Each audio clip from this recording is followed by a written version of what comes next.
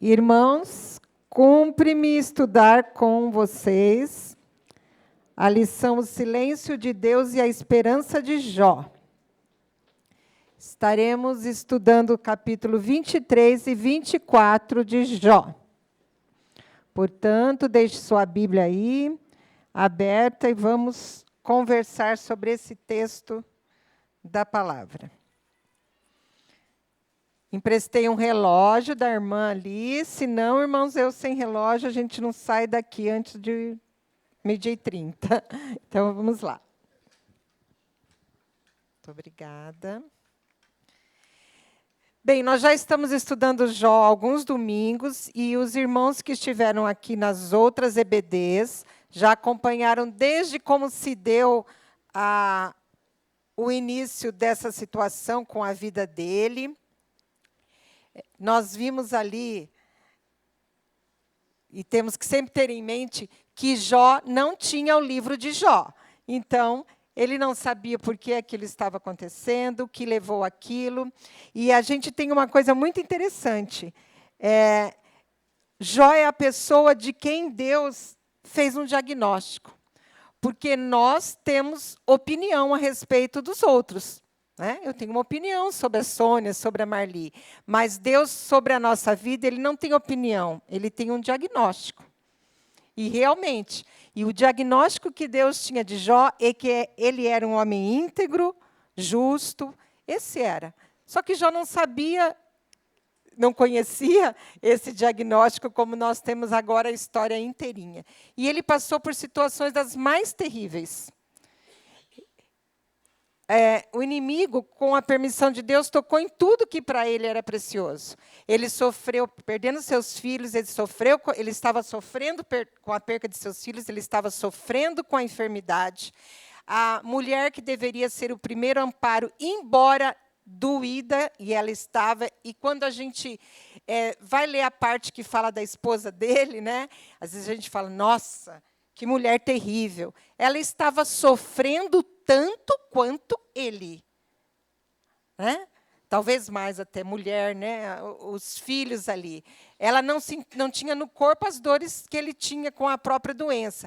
Mas toda a perca, tanto de bens materiais como da família, ela sofria também. No entanto, ela não conhecia Deus como Jó conhecia. Mas não podemos esquecer da dor que aquela mulher também vivia. Depois Jó atravessa ali aquele período onde os seus amigos vêm, ele está, o livro todo é isso, e aqueles amigos, talvez os primeiros 7 dias, fizeram o que era de mais precioso, e que era comum à época. Eles, em silêncio, permaneciam ali ao lado dele. Talvez, se eles permanecessem em silêncio, o tratamento inteiro que Jó teve com Deus teria sido melhor. Porque, enquanto eles estavam em silêncio ali, junto com alguém que estava sofrendo, estava tudo bem. Quando eles começam a falar, é que é coisa. E aí já vem um aviso para nós. Quando nós queremos ser muito teólogos, muito cristãos, muito conhecedor, quando estamos deparando com alguém que está em sofrimento. Às vezes, o nosso silêncio é tudo o que a pessoa precisa. Porque muito conhecimento teórico não vai levar a pessoa na dor e no sofrimento a lugar nenhum. Presença, irmãos, é extremamente importante. E falar só na hora que for um momento direcionado por Deus. Mas aqueles amigos se enchiam ali de conversa e mais conversa, e sempre uma conversa no sentido de Jó, você fez alguma coisa muito terrível, e está sofrendo agora o castigo disso. Esse entendimento, irmãos, os outros professores já devem ter falado com os irmãos, era o pensamento a teoria da retribuição. Eu faço bem, portanto, quando eu faço bem, é o bem que eu recebo. Eu faço o mal que eu recebo. Então, os conselhos que aqueles amigos estavam dando, e a leitura que os amigos faziam a respeito de Jó, era algo de muito terrível ele fez. e Deus agora o está punindo. E os irmãos que fizeram a leitura diária vão ver que na leitura diária da sexta-feira, num dos versículos, é Jó dizendo aos amigos: eu nunca darei razão a vocês. Jó se conhecia. Jó nunca, diante de Deus, disse: eu sou perfeito. Jó sempre era honesto e sincero. Aí vem uma outra coisa muito importante para nós. Deus não tem medo das nossas emoções e da nossa fala sincera diante dele. E é isso que ele quer, né? Não há problema em expressar a dor e o sofrimento. Quando nós falamos que Jó foi o homem mais paciente, quando você estuda o livro, você vai ver que em todos os momentos ele estava cheio de porquês. Não há nenhum mal em nós, no nosso sofrimento, nas nossas dores, nós manifestarmos aquilo que nós estamos sentindo. Era isso, na verdade, o que Deus sempre quis, o tempo inteiro. A honestidade nas nossas emoções, a sinceridade no que pensamos, no que achamos e como enfrentamos as situações. E olha, irmãos, que a gente não compara dor, né? Não compara sofrimento. Mas a situação vivida por esse homem era agonizante. E nós também, estudando o livro, nós vamos ver que era um sofrimento muito grande para ele a ausência de Deus. Pouco nós vamos ver reação quanto à perca dos bens materiais. O grande sofrimento da perca dos filhos, mas a perca da ausência de Deus, ele sentir como se Deus estivesse ausente, era o que mais doía nele. Um homem que queria resposta, mas recebia silêncio. E é justamente o que nós vamos falar hoje. O silêncio de Deus e a esperança de Jó. E aqui já fica uma pergunta para mim e para os irmãos. Como nós reagimos quando entendemos que Deus está em silêncio? Como? Como nós fazemos nossos questionamentos e os nossos porquês e parece que nós não temos respostas. Como é difícil ver o silêncio como uma forma de amor em processo, né? Olha, o silêncio de Deus, ele está quieto, ele não me fala, ele não me responde. O que está acontecendo? Será que nós entendemos ali que, embora em silêncio, ele nos vê? E Jó tinha ele tinha essa certeza. Deus está vendo tudo. Ele está acompanhando tudo. E no momento certo, ele vai se manifestar. Vamos lá, eu quero que nós leiamos Jó 23, de 1 a 7. Abram suas Bíblias aí. E vamos ver o que temos a aprender com essa passagem.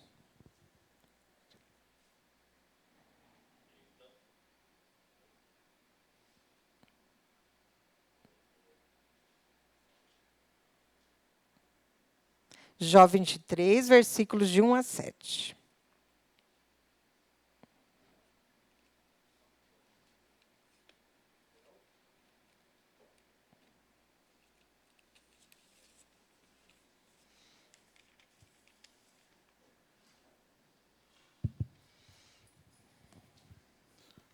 Então Jó respondeu: até agora me queixo com amargura. A mão dele é pesado a despeito do meu gemido.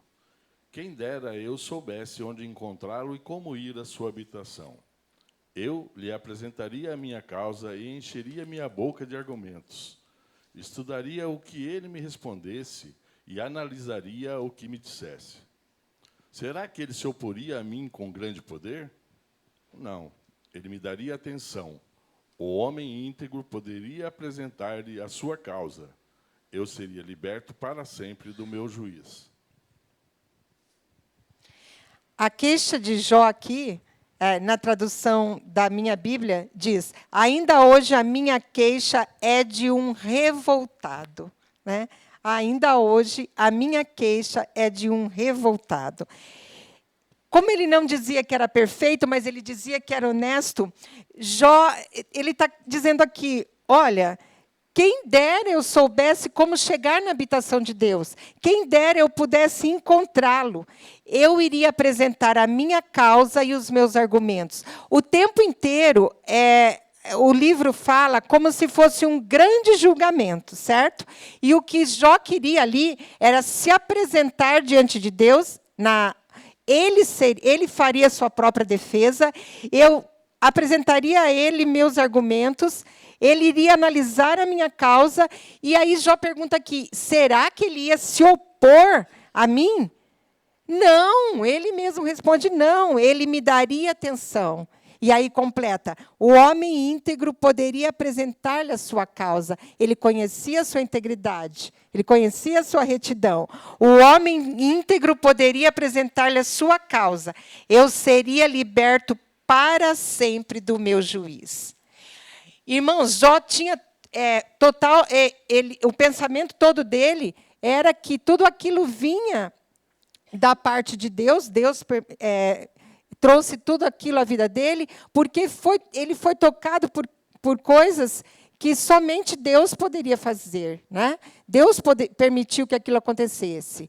Então, ele queria, de todas as formas, poder se chegar a Deus, buscar no Oriente, no Ocidente, os versículos vão mostrar aqui para a gente, para que ele pudesse contar e dizer. E aí, ele, diante de Deus, Deus o julgaria, e ele tinha certeza que não seria condenado, né? Era tudo que ele almejava aqui.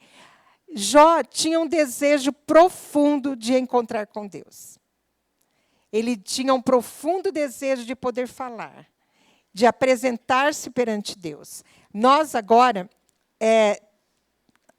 temos total e livre acesso a estar diante de Deus. E quantos de nós não procuramos a presença de Deus como Jó procurava ali? Quantos de nós deixamos passar os nossos dias sobre a terra, enfrentando muito menos dificuldade e problemas do que Jó enfrentou, e a vida vai passando, e nós não conseguimos falar como Jó ali. Olha, eu quero estar diante de Deus e levar a minha causa a Ele. Muitas vezes temos até medo, né? A parte que Jó fala aqui, ele, porém, sabe, lá em 23:10, ele, porém, sabe o meu caminho, provando-me ele, sairei como ouro. Você pode falar isso, irmão? Você pode falar isso que Jó dizia. Olha, ele pode me provar e eu vou sair puro como ouro. Né? Esse versículo, para mim, é assim, ele é muito precioso dentro da história de Jó. Muito precioso. Olha, tamanha era a intimidade que Jó tinha com Deus e a certeza de que ele agradava ao Senhor.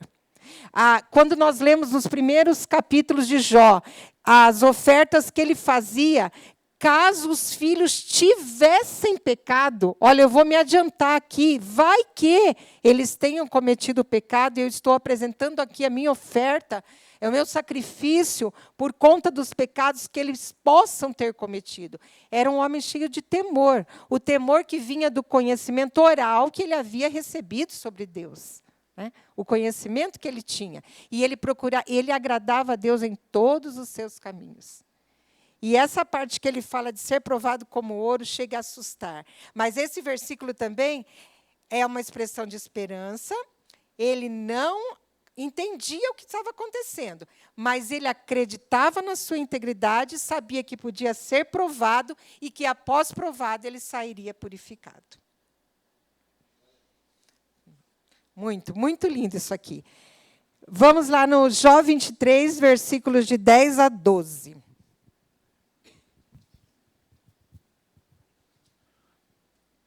E, no entanto, ele sabe aonde vou. Quando ele me provar, sairei puro como ouro. Não. Pois permaneci nos caminhos de Deus, segui seus passos e nunca me desviei. Não me afastei de seus mandamentos, dei mais valor às suas palavras que ao alimento diário.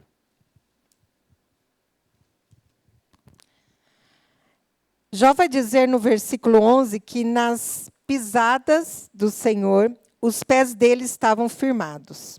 Ele guardava o seu caminho e não se desviava dele. não se afastava, os mandamentos não se afastavam dos seus lábios. Bem, ele tinha uma confiança fortíssima que Deus faria justiça em algum tempo. Apesar de tudo o que ele ouvia dos seus amigos ali, tudo o que estava acontecendo, ele guardava em seu coração aquilo que ele já tinha e que ele já cria no Senhor. Quando eu falei do versículo da leitura diária de sexta-feira, ele é bem claro em dizer: jamais darei razão, nunca darei razão a vocês. Ele ouvia, os amigos, irmãos, falaram coisas terríveis. Disseram que os filhos haviam morrido por culpa de algum pecado.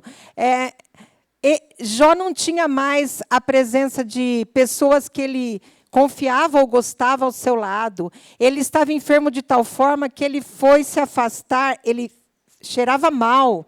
Ele foi se afastar no lixo, né? no lugar onde ficavam leprosos e doentes assim. A Bíblia vai mostrar para a gente que nem crianças ficavam perto dele, ninguém estava perto dele. A pressão que ele tinha ali da situação da sua esposa era terrível também. Então, o ambiente e os conselhos que vinham dos amigos eram sempre de que ele era um homem mau, pecador, um ímpio, e ele era cercado por aquilo tudo. Olhe como a sua mente, o seu físico, o seu ser todo era atacado. Era atacado por todos os lados.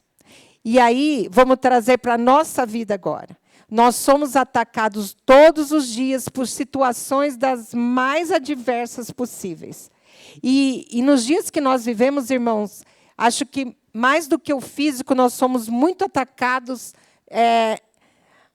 nas nossas emoções e nas informações que nós recebemos todos os dias. Nós somos cercados de informações e nos aprofundamos em pouco conhecimento. Tem informação chegando para nós o tempo inteiro, né? Na nossa mão, aí, no nosso celular, é televisão, é rádio, é tudo. Quem é que escuta rádio ainda? Televisão, rádio, tudo. Nós somos cercados de informação. Vem informação de todos os lados e todos os tipos de informação. Nós somos muito atacados de todas as formas. É um ataque diferente? Sim. Mas toca a nossa alma? Toca a nossa alma. Como não? Às vezes você ouve algo mais lindo e maravilhoso, cercado... Parece um texto. O texto bíblico é maravilhoso. Quando você vai ouvir a mensagem e a explicação que aquele teólogo ou aquele pregador faz do texto bíblico, se você não tem conhecimento da palavra, você compra aquilo como verdadeiro e pronto. Está o engano na tua vida. Como a falta do conhecimento, a falta do buscar a Deus. E a falta de fé, então, irmãos, nós vivemos num mundo cercado por teologias, principalmente teologia da prosperidade, que volta a associar com eu faço o bem, eu participo dessas campanhas, eu faço desse jeito, eu faço daquele, eu dou a oferta tal, na campanha tal, do dia tal, e em troca, o Senhor é obrigado, pela palavra, vão pôr aspas aqui, os textos, e Ele vai me recompensar por aquilo. O acontecimento da vida de Jó mostra exatamente que não funciona assim as leis espirituais, né? Não funciona exatamente dessa forma, né? Não há uma troca, a teoria da retribuição. Olha, eu fiz o bem e vou colher só o bem. E, irmãos, se os amigos de Jó acreditassem que Jó era íntegro e honesto, eles teriam que acreditar que não existia a teoria da retribuição, que não é vou fazer o bem e vou receber o bem. Eles teriam que acreditar nisso. E isso seria muito terrível para entender, né? Para aceitar. Você consegue ler o livro de Jó, estudar o livro de Jó, enfatizando Deus e não o sofrimento de Jó? Você consegue estudar esse livro sem focar na dor de Jó, mas ver os caminhos nos quais Deus deixou para nós e trabalhou para nós essa história? Você já pensou em ler Jó sem ler esse livro pensando, coitado, era um homem que não mereceu nada disso que aconteceu a ele. E olha que está claro no primeiro capítulo ali que Jó não merecia nada do que veio sobre ele. Mas você consegue? Quando a gente não pode ir lá para o final da Bíblia e falar sobre as próximas aulas que virão. Mas você que já leu o livro todo, você entende o quê? Quando lá no final, que a gente pensa, agora vem, Deus vai contar tudo para Jó e vai dizer para ele, olha, aconteceu assim, assim, e como você era um homem íntegro, eu não deixei que o inimigo das nossas almas, de que Satanás dissesse, olha, nenhum homem pode te servir por quem você é. Os homens são movidos a te servir pelo que eles recebem, pelo que eles têm. Então, como você era justo, reto, eu sabia que você manteria a sua fé. Então, tudo isso aconteceu na sua vida. Deus dá essa explicação para Jó? Deus nunca vai dar essa explicação para Jó. Nunca. Mas Jó também não vai precisar dessa explicação lá no final. Mas isso eu vou deixar para as próximas aulas. Não vou ser eu que vou adiantar isso aqui. Bem, quando a gente pensa... Eu vou fazer uma mistura do capítulo 23 com 24, viu, irmãos? Não se abalem. Quando a gente vai para o capítulo 24 de Jó, aí Jó expõe o sentimento dele, onde ele entendia que havia uma indiferença de Deus ali no sofrimento. E aí Jó vai citar tudo o que acontece na humanidade até hoje.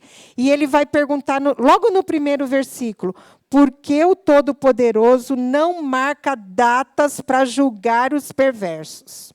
Por quê? Por que ele não marca e a gente não sabe exatamente, olha, essas pessoas que cometem as perversidades mais atrozes, aí o texto vai dizer, removem os limites, né, mudando marcos de fronteira, apacentam rebanhos que roubaram. Gente, é tudo o que acontece na sociedade, tanto no Brasil como no mundo, a perversidade, os maus, o triunfo dos maus,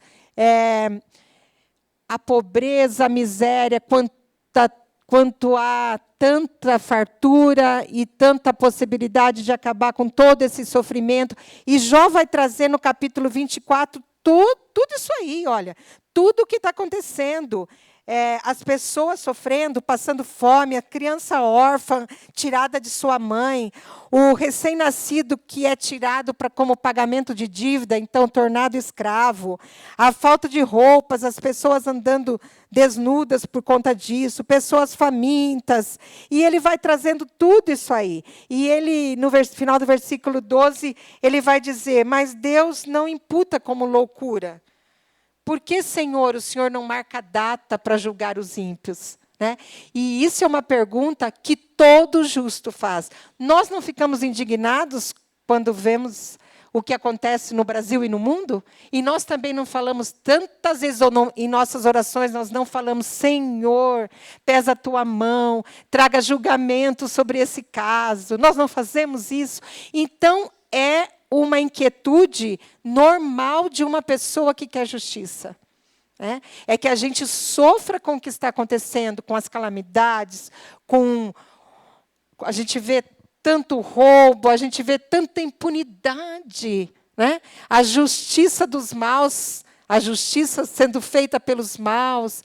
E aí aquilo mexe com a gente, aquilo nos entristece, e nós também falamos, Senhor, até quando, Senhor? Até quando, Senhor? Então, irmãos, aquilo que nós sentimos tem que ser expressado diante de Deus. Né? Essa teologia do está tudo bem, está tudo desmoronando à nossa volta, a nossa vida está um caos, e nós está tudo bem. Porque aí fora se prega um cristianismo do tudo bem. Do mundo não terás aflições. Né? O cristianismo que se vê por aí em muitos lugares. Aí as pessoas que fazem parte estão nesse meio dessas denominações que pregam esse tipo de evangelho, são aquelas que nos momentos de dificuldades se afastam de Deus. Elas nunca conseguiram firmar a sua fé. Elas não foram ensinadas a firmar sua fé em Deus pelo que Ele é e não pelas circunstâncias que nós vivemos. E quanta coisa nós já vivemos, né? Quanta coisa, irmãos, que poderia abalar profundamente a nossa fé. E quanto de nós tivemos a nossa fé abalada em alguns momentos. E quantas vezes, quando Deus entrou com o socorro, não tinha mais razão para nós saber o porquê. Mas a presença de Deus supria a necessidade da resposta de um porquê. Nesse mundo, irmãos, nós vamos ver muita injustiça. E há um julgamento que é além do alcance humano. E nós somos humanos e estamos acostumados a querer e ter respostas para tudo. É isso que o nosso intelecto quer. Uma razão, né, um porquê e uma resposta para aquilo. Mas há respostas que nós nunca teremos nessa vida. Há injustiças que foram cometidas e serão cometidas aqui, que nós não vamos ver Deus julgar. Esse julgamento vai pertencer a Ele. E talvez nem seja feito nessa terra. Isso vai acompanhar a nossa vida. Por isso, a nossa fé não pode estar baseada naquilo que nós vemos.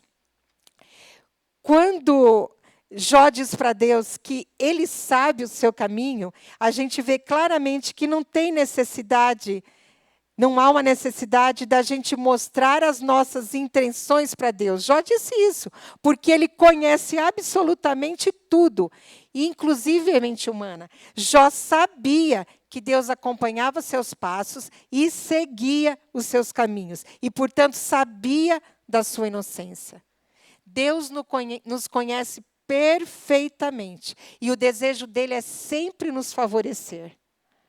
Nós que temos que nos achegar a Ele, praticar a sua vontade, para conhecê-lo cada vez mais, andarmos retos diante dele, agirmos decentemente. Irmãos, quando a gente vê o mundo tão dominado por pessoas ímpias, às vezes nós pensamos, nossa, de que me vale fazer o bem? Né? Se eu vou fazer o bem e esse povo aí todo praticando mal, a iniquidade, roubando, desviando dinheiro e tudo mais, né? Não sobra dinheiro para projetos sociais, porque o dinheiro é desviado para outras coisas. Aí a gente julga, será que eu fazer o bem, eu não estou sendo um idiota aqui? O que está acontecendo comigo? Olha como até como quando eu falei, que a nossa mente é atingida, né? Mas, Senhor, a Bíblia fala que nós temos que ser retos, que nós temos que ser corretos. Quanta indignação nos dá quando a gente tem que declarar o imposto de renda, né? E aí a gente pensa, meu Deus, eu vou pagar um imposto de renda, mas e esses aí que arrecadam milhões e conseguem não declarar o que arrecadam, porque pervertem, porque mentem, porque falsificam, mas eu estou ali. E eu estou dizendo, não, Senhor, se eu tenho que fazer, é a legislação do país, eu vou cumprir e vou fazer o que tem que ser feito. Né? Mas agora está chegando, irmãos, a época que a gente sofre com o tal do imposto de renda. Né? Então, no capítulo 24, Jó está sofrendo ali com a aparente indiferença de Jó. Deus está indiferente àquele sofrimento. Né? Tanto que vai terminar ali. Deus não está imputando isso como loucura. Ou, em algumas tradições, Deus, porém, não vê mal nisso, né? Na injustiça. Mas nós sabemos que o Senhor há de julgar a todos, grandes ou pequenos, que lá no final de toda essa história da humanidade, todo joelho vai se dobrar. Todos serão levados a julgamento, né? No contexto da leitura aqui, tudo como um tribunal. Todos nós seremos julgados. E cada um de nós dará conta de si mesmo a Deus. Então, irmãos, vamos cuidar da nossa vida. Vamos fazer aquilo que é correto, que é certo, obedecendo a palavra do Senhor na nossa vida. E a nossa vida influencia outras vidas. Às vezes, irmãos, nós pensamos e podemos pensar, nossa, Nádia, mas você mesmo citou a esposa de Jó, e ele, com toda a fé que ele tinha em Deus, a esposa dele não tinha a mesma fé. Ela não via da mesma forma. Às vezes, irmãos, nós sofremos por não influenciarmos positivamente com a nossa fé aqueles que estão ao nosso lado. Mas, sabe, esse é um trabalho contínuo. E Deus age de diferentes maneiras e as pessoas recebem a palavra de diferentes maneiras. Às vezes, irmãos, algumas pessoas encontram Deus na simplicidade da natureza. Outros vão precisar passar por dores terríveis para se achegar a Deus. Outros vão encontrar Deus na beleza do nascimento de um filho, naquele rostinho ali que ele está vendo. Outros será na hora da perca de um ente querido. Nós somos seres que temos muitas diferenças um do outro, como lidamos com o espiritual, com o mundo espiritual. E Deus vai nos tocar das maneiras mais diferentes possíveis. Eu já falei isso aqui outras vezes para os irmãos, mas eu vou repetir. Eu sempre tinha muita preocupação com o material, né, com a vida material. Meu pai sempre teve muito isso, então eu sempre tinha muito isso. Quando o Gustavo foi atropelado e ficou 11 dias em coma, isso a maioria da igreja sabe, né, com traumatismo craniano severo, e o médico tinha deixado bem claro para mim que isso era quase que irreversível, aquelas 10 noites que eu fiquei naquele hospital, foi isso que Deus trabalhou comigo. Irmãos, bens materiais, para mim, irmãos, não tem nenhum. Lógico, não vamos jogar fora, porque tem que se preocupar com a velhice, tem tudo isso. Mas, irmãos, não tem significado nenhum para mim. Lembra quando eu já falei para os irmãos que eu amava o meu uninho branco? Irmãos, por mim, eu ia ficar com aquele Uno até a velhice, até não poder dirigir mais, e um dos meus filhos falar, mãe, agora dá aqui a chave disso, você não pode usar mais. Se o carro vai ser novo, se não vai ser, ele só tem que funcionar, né? Se a casa vai ser maravilhosa ou não vai, se eu vou comprar mais uma casa ou duas, irmãos, isso para mim não faz diferença nenhuma. Se a minha roupa é a melhor ou a pior, sabe? Então, aquele período que eu fiquei ali, olha, irmãos, com tanta coisa, né? E foi isso que Deus trabalhou na minha vida. Material. Nu vim para o mundo, nu vou voltar. A gente não vai pelado para o caixão, porque não pode, né?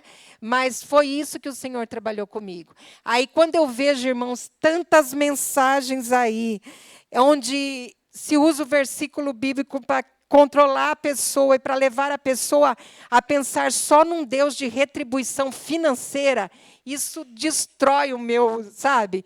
Eu falo, meu Deus do céu, como nós podemos ver as pessoas sendo direcionadas a buscar um Deus só da riqueza, da prosperidade. Não que Deus não possa dar tudo isso, Ele pode, né? E Ele até quer, e nós vamos ver no nosso meio pessoas com alto poder aquisitivo, com baixo poder aquisitivo, nós vamos ver isso sempre. Mas cada vez que eu fico pensando nisso, eu lembro daquilo que Deus trabalhou comigo, né? Aquilo que Deus falava comigo. Não tinha poder humano, status. Isso, para mim, por mim, a aula era dada aqui, de frente da cadeira, mas eu entendo que nós precisamos, né, gravá-la, filmá-la para que as pessoas possam assisti-las, mas estaria ali, pertinho dos irmãos. Então, a aparência nunca mais fez alguma diferença na minha vida. Mas foi preciso que o Senhor trabalhasse no momento de doença, de enfermidade, porque isso tudo tinha muito sentido para mim. Sabe, o trabalhar dia e noite para ter status, poder, adquirir coisas, né? E isso tudo morreu ali naquele hospital. Isso morreu ali naquele hospital, né? Então, Deus trabalha com a gente em situações das mais diversas. Deus trabalha conosco em momentos que talvez para o outro não faça nenhum sentido. aquilo que você está vivendo. Por isso que também nos incomoda a forma como os amigos de Jó trataram a dor dele. Puxa, a gente fala, nossa, esses amigos podiam ser mais sensíveis a tanta dor e sofrimento. Ou eles podiam ficar caladinho, né? Porque esses amigos, ou talvez a gente pense numa leitura rasa, porque esses amigos que eram tão poderosos também, que tinham tanto dinheiro, não entraram com ajuda financeira na vida de Jó? E os irmãos sabem a resposta disso? Porque eles entendiam que Deus estava punindo Jó pelos seus pecados. Então, eles não podiam mexer, reverter a punição que Deus estava dando sobre a vida dele. Ele tinha que pagar o preço dos seus pecados ali. Mas eles eram amigos. Em nenhum momento a gente pode dizer que esses homens não eram amigos. Eles eram amigos. Eles só foram amigos insensatos. Eles não souberam como ajudar o seu amigo. Por quê? Porque eles queriam ser defensores de Deus. Eles estavam ali numa postura de, não, olha, Deus está trazendo tudo isso sobre a sua vida porque você agiu assim, porque você fez isso, porque você fez aquilo. Essa é a postura que eles tomaram ali. Então, agindo como defensor de Deus, e Deus não precisa de defensores, eles trouxeram mais dor e mais sofrimento à vida sofrida que já estava sendo de Jó. Vamos lá? Eu quero falar mais um pouquinho sobre quando Jó confia a Deus, dizendo que Deus sabe o caminho dele, né? No capítulo 23, o versículo 15, 16 e 17. Eu vou ler na tradução da minha Bíblia aqui, que é a Bíblia Shed. Por isso eu me perturbo perante ele, e quando considero, temo. Deus é quem me faz desmaiar o coração, e o Todo-Poderoso quem me perturbou. Porém, não estou desfalecido por causa das trevas, nem porque a escuridão cobre o meu rosto. O sofrimento de Jó é pela ausência de Deus. É por não estar sentindo Deus, sentindo o Pai. Esse era o grande sofrimento que ele tinha, um sofrimento de alma. Olha, Senhor, quantos de nós, irmãos, já não falamos, Senhor, onde o Senhor está? Mas nós falamos isso quando a nossa fé ainda está fraca. Porque depois nós falamos, Senhor, eu estou passando por tudo isso, mas eu sei que o Senhor está aqui. Eu sei que o Senhor está aqui. O Senhor está vendo tudo o que está acontecendo. E mais longe na nossa fé, nós dizemos, Senhor, no momento exato, o Senhor vai chegar com socorro. A questão é que nós não conhecemos o momento exato, gente. Nós não sabemos. Em que momento o Senhor vai entrar com livramento nessa situação? Quando é que Deus vai falar comigo sobre esse assunto? Quando virá a resposta sobre isso? E sabe, a nossa mente, e nós somos seres imediatistas. E o mundo cada vez mais nos torna mais imediatistas. Então, nós queremos respostas rápidas. Nós queremos saber logo porque aquilo está acontecendo. Nós queremos que o Senhor entre com providência logo, rápido. Então, nós não sabemos lidar com um longo tempo de espera. Mas quantas de nós atravessamos longo tempo de espera? Não foi, irmãos? Quanto tempo de espera, talvez, por aquele emprego que você almejava? Quanto tempo de espera nós temos até concluir o nosso ensino superior? Quanto tempo de espera foi para concluir o curso de teologia de muitos? Quanto tempo de espera por um filho? Quantas pessoas esperam décadas até por um filho? Quanto tempo de espera pelo namorado ou namorada? Né? Quanto tempo? Quanto tempo? E nós talvez não sabemos lidar com esse tempo de espera. Até porque a nossa cultura aqui não é uma cultura de paciência, né? De silêncio prolongado. O silêncio prolongado é muito incomum para nós. Ler isso, que aqueles amigos ficaram lá em silêncio com ele tanto tempo, é incomum para nós. As culturas onde o momento de culto, o momento religioso, são horas de meditação, é meio incomum para nós, né? Aquela coisa do silêncio.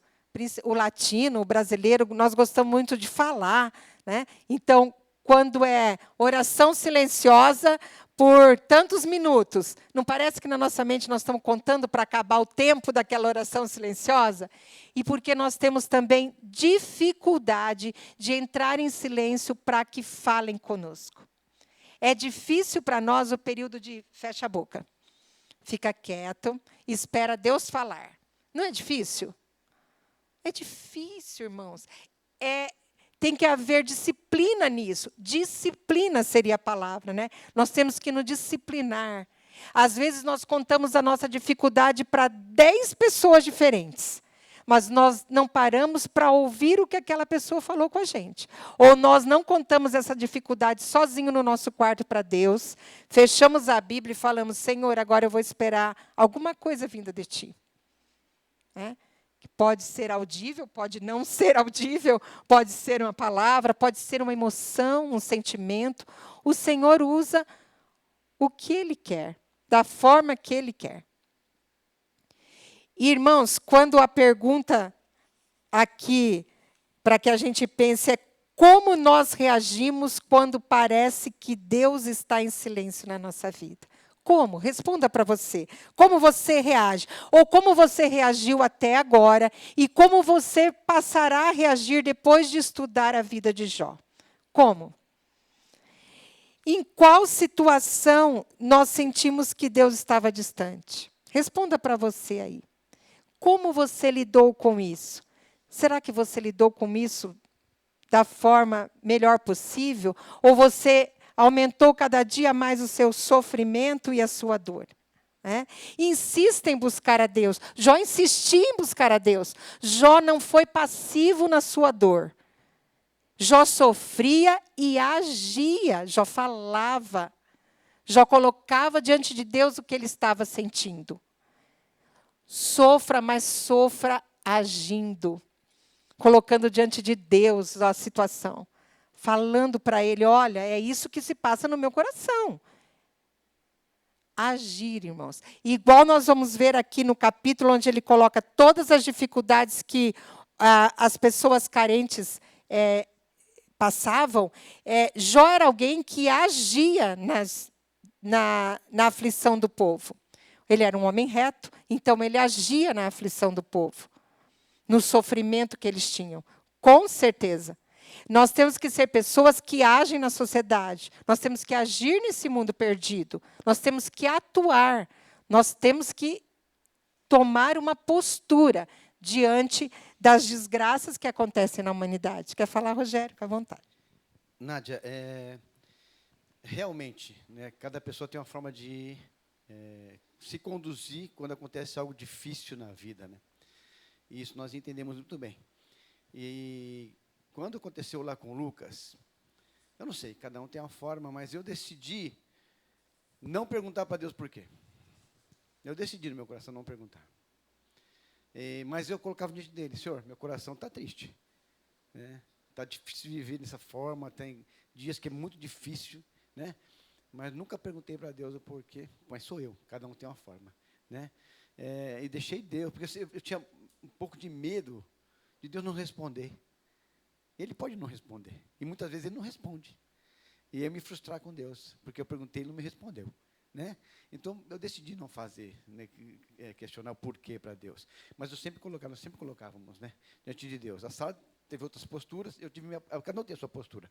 Pode ser viver junto, mas cada um tem a sua postura, né? E eu decidi não perguntar.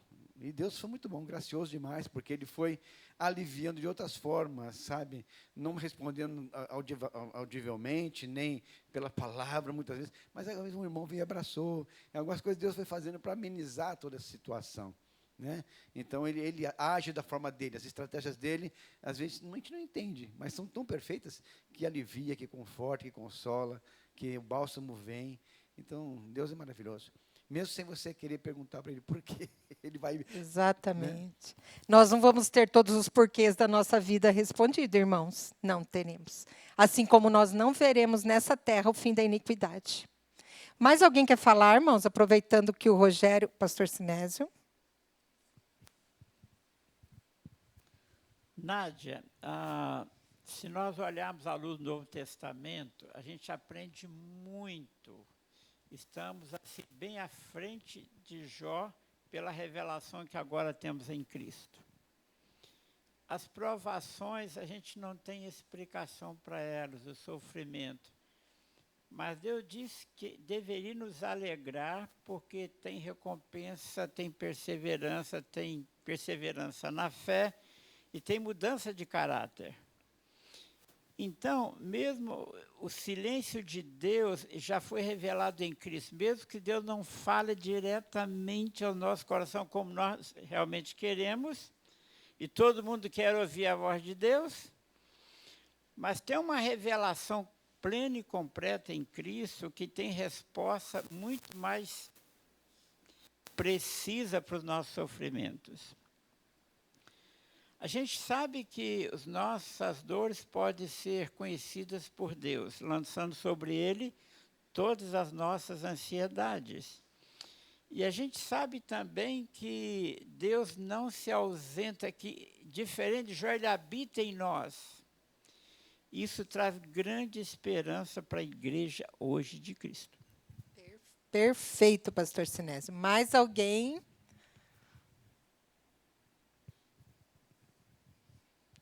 A Sara.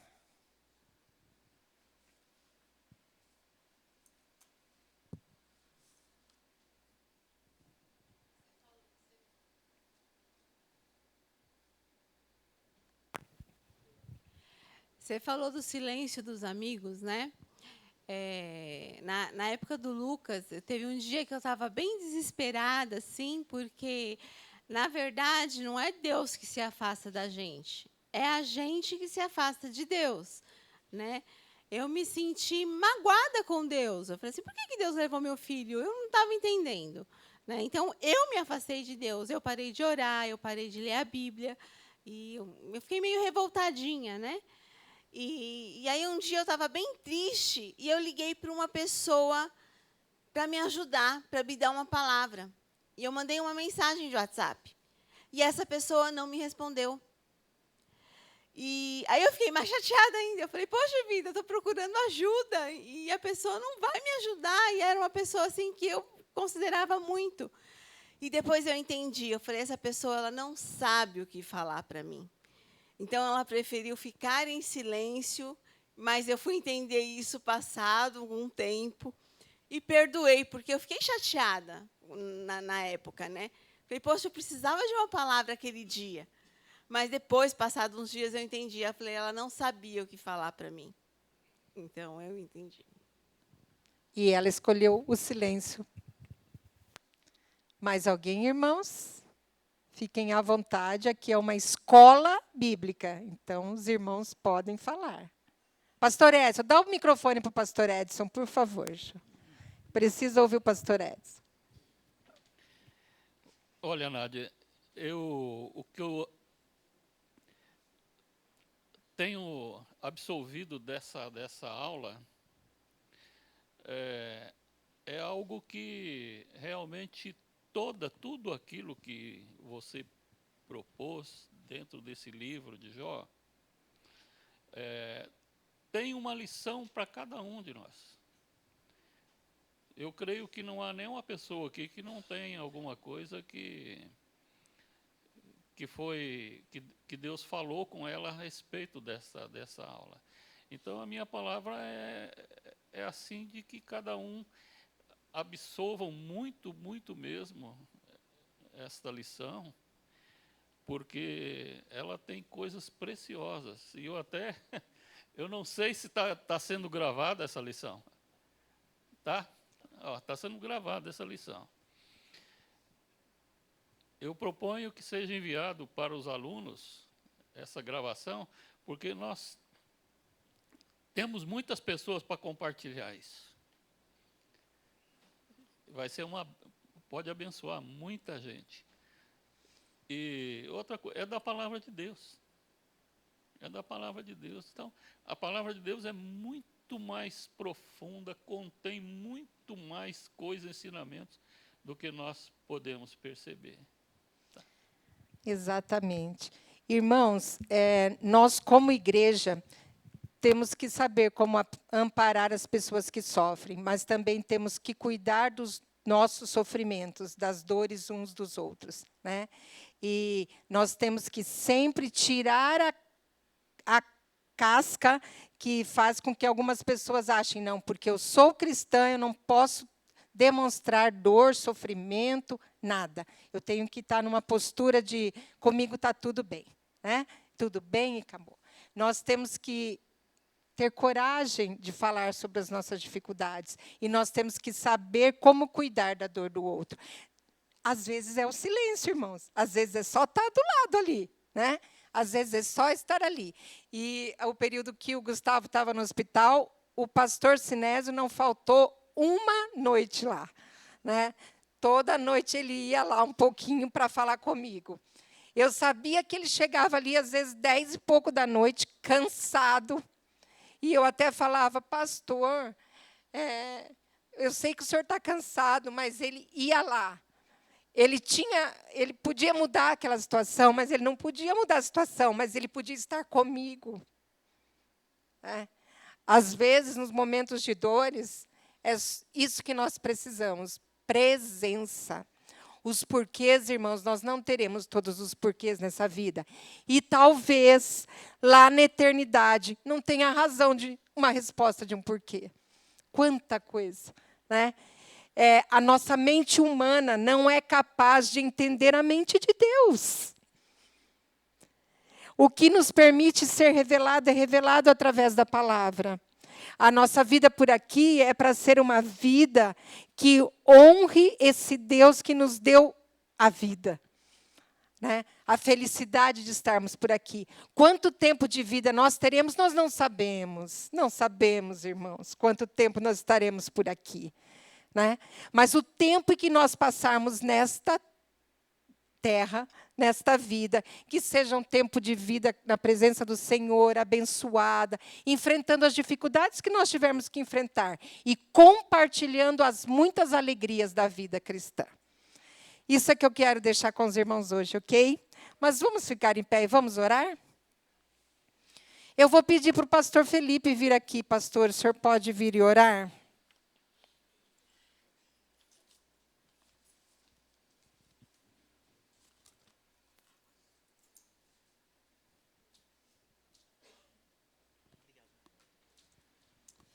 Vamos orar, queridos. Senhor Deus, nós queremos adorar o Teu nome, porque nessa manhã ouvimos, Deus, sobre a Tua soberania, sobre a Tua vontade que é boa, perfeita e agradável. Senhor, muitas vezes nós não entendemos a Tua vontade, mas ainda que não entendamos, nós confiamos que o que o Senhor tem para nós é sempre o melhor. Pode ser que nessa vida nós não entendamos a Tua vontade, mas na eternidade nós entenderemos, e nós glorificaremos o Teu nome, adoraremos o Senhor, porque o Senhor fez o melhor para nós. Nós queremos pedir, Deus, que o Senhor nos ajude para que nós tenhamos a consciência que Jó teve, a consciência da nossa inocência, a consciência de não pecarmos contra o Senhor, a consciência de andarmos em santidade, a consciência de cuidarmos os nossos passos, para que assim nós possamos entender a Tua vontade e calar o nosso coração diante do Senhor. Eu quero colocar diante do Senhor, em especial, aqueles irmãos que estão presentes aqui esta manhã e aqueles que vão assistir essa aula depois, que estão passando por um momento de sofrimento. Jesus, sê com eles nesse tempo. Às vezes o Senhor tira o fardo pesado dos nossos ombros, mas às vezes o Senhor nos fortalece para que nós consigamos carregar. Então, que o Senhor mostre a Tua vontade para essas pessoas e que elas não desanimem, que a preocupação delas seja apenas uma: honrar o Senhor em todos os seus caminhos, porque a vitória é certa para aquele que confia, espera e anda em santidade. Nós oramos assim, no nome de Jesus.